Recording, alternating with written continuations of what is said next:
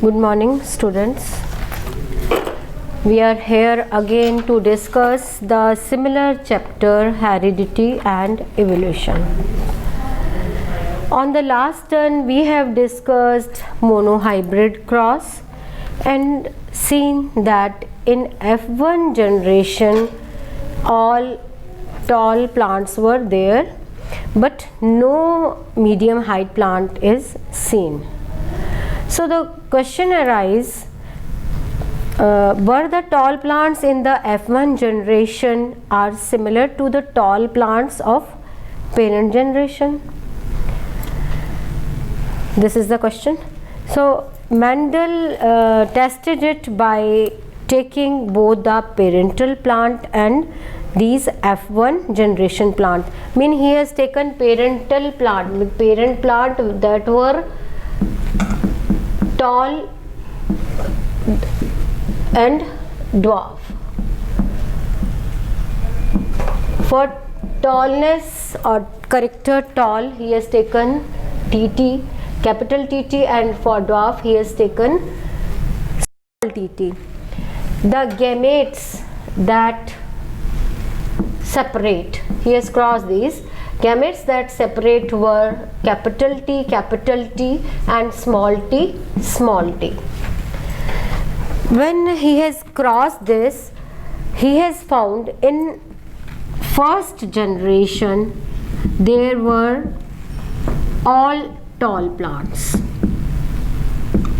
and this is the F1 generation. Now for testing, were the tall plants that are there in F1 generation and the parent plant, are they similar or having the same inherited character? So for that he has taken these F1 generation plant, these are the F1 generation plant, and these are crossed by or self-pollinated. So this is the F1 generation. Now the gametes that separate, that are like capital T small t and capital T small t. So when he crossed, he has seen that there was another combination, that was when capital T crossed with capital T, it was TT. When capital T crossed with small t, it was capital T small t. And when, in the similar way, when capital T small t crossed with capital T, it was capital T small t. And when small t crossed with small t, it was small tt. So he has seen 3 of the plants were tall and 1 was dwarf. So in F2 generation he has found the ratio 3:1. Now he has said, or he has discussed that the plants that were produced after pollination of them, of parental plants that were tall and dwarf, that all were T. But when he has crossed F1 generation, he has found ratio of 3:1. Mean the next generation or F2 generation, there was dissimilarity. That dissimilarity was 3 of the plants were tall and 1 was dwarf. And from this he has concluded that the character dwarfness was present in F1 generation, but it was not appear in F1 generation because all plants were tall. And in F2 generation this character dwarfness was appeared. So this character was there in F1 generation also, and it appeared in F2 generation in 3:1, or we can say 3 of them were tall and 1 was dwarf. So this was the monohybrid cross, and by this he has proved that tallness and dwarfness are both inherited, but dominant character or trait appear in F1 generation, but recessive remain there and appear in next generation. So we can say traits are inherited in each sexual reproducing organism, and there may be these may be identical or different depending on the parentage. Now we will discuss dihybrid cross. For dihybrid cross, he has taken the two of the characters of the plants, and these characters were dihybrid cross. I am showing that.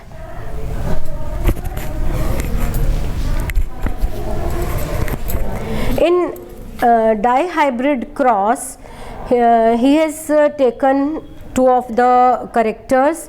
One was the shape of seed and other was the color of seed. I mean, he has taken two of the characters that are color and shape of seed. So he has taken male plant and female plant.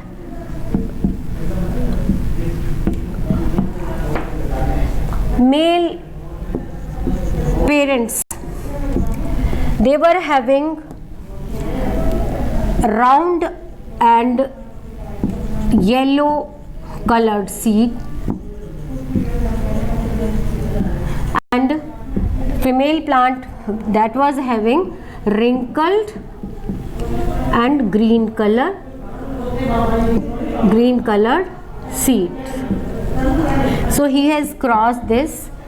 For round and yellow he has taken RRYY, and wrinkled and green he has taken small rr small yy. Mean for round and yellow he has taken capital RRYY, and for wrinkled and green he has taken small RRYY. So these are the parents. Now how the gametes are separate, gametes will separate, that will RY, capital R, capital Y, capital R, capital Y, and in this case small r, small y, small r, small y. After this crossing over, he has found the seeds were capital R, small r, capital Y, small y. So this was the F1 generation, but the appearance of the plants or the seeds that was got after the pollination, that were all round and yellow colored seeds.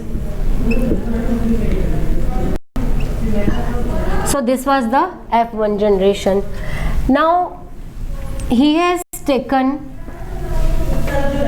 this F1 generation for F2 generation. F1 generation, as we have seen here, this is R, capital R, small r, capital Y, small y.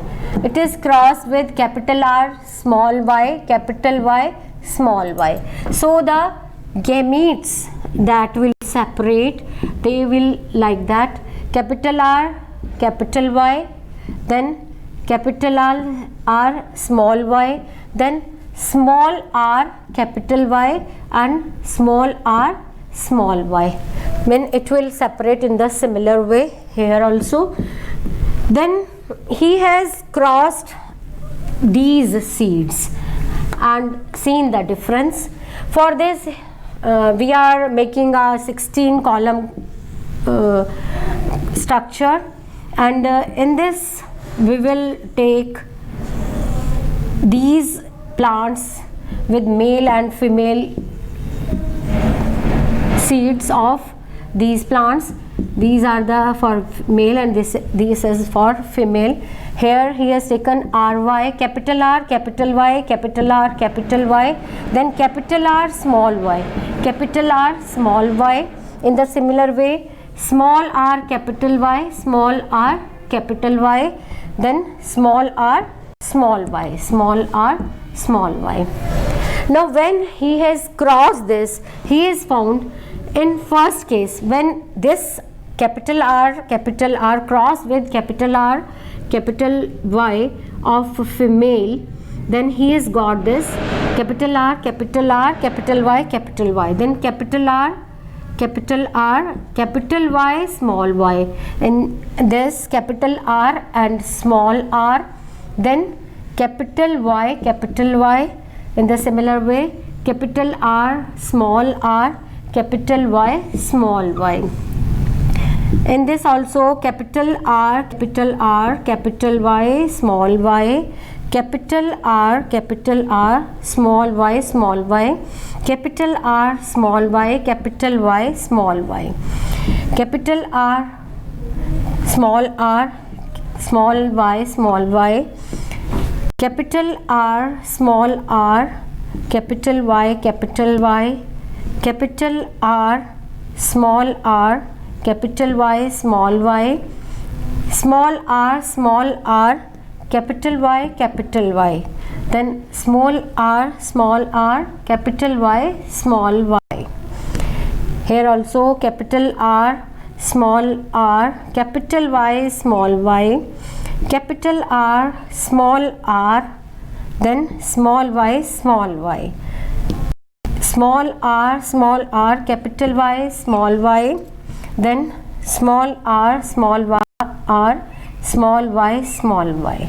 So he has seen this pattern, and after this he has seen the plants that were there have 4 of the different structures or 4 of the different types of seeds.